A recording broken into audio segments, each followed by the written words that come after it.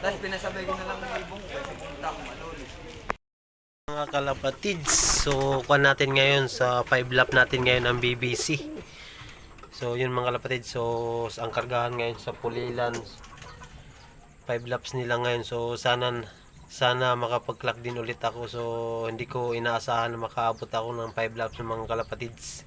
So makapag-clock nga siya bukas sa linggo. So finals na talaga ang mga kalapatids. Ang finals nila ay pagudpod mga kalapatids.